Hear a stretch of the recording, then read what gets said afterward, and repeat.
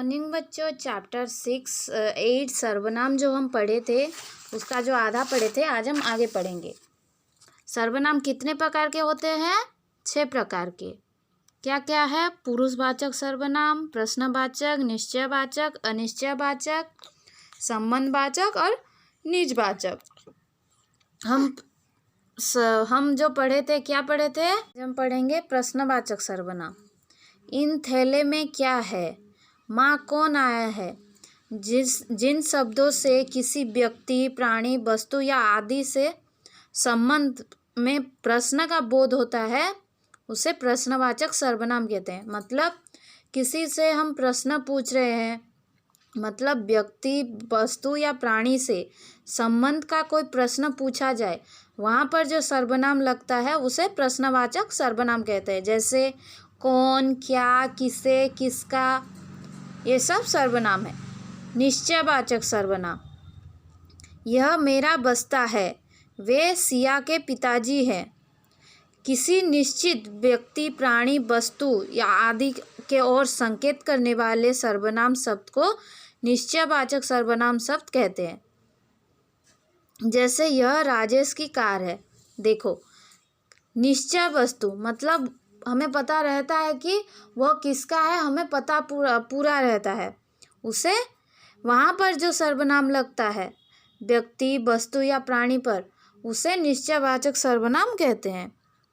अनिश्चयवाचक सर्वनाम, दूध में कुछ गिर गया है, बाहर कोई खड़ा है। यहाँ पर जो सर्वनाम लगा है कुछ, कोई, जिस शब्दों से किसी निश्चित व्यक्ति या वस्तु का बोध नहीं होता उसे अनिश्चयवाचक सर्वनाम कहते हैं।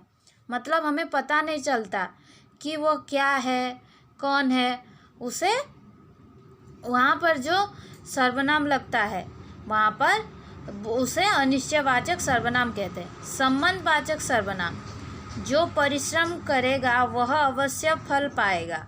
जहाँ कुआं है पहले वहाँ मंदिर था।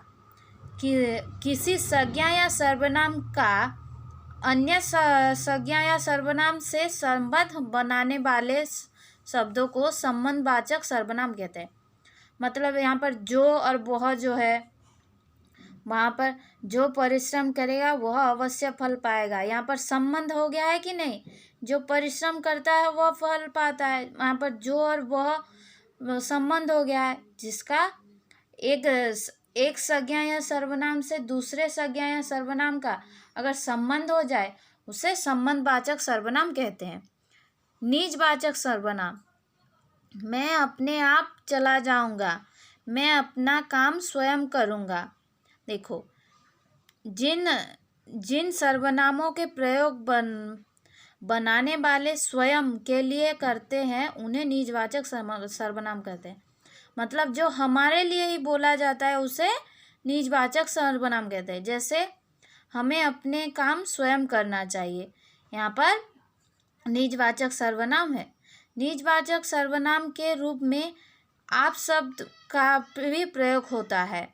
आपके अर्थ में होता है, अपने आप के अर्थ में होता है। जैसे वह अपने कपड़े आप सिला लेता है। आप शब्द का प्रयोग मध्यम पुरुष सर्वनाम के रूप में होता है। जैसे आप मुझे मंदिर तक ले चलिए, ये सब भी आप जो है या ये भी सर्वनाम के रूप में, निजवाचक सर्वनाम के रूप में प्रयोग किया जाता है।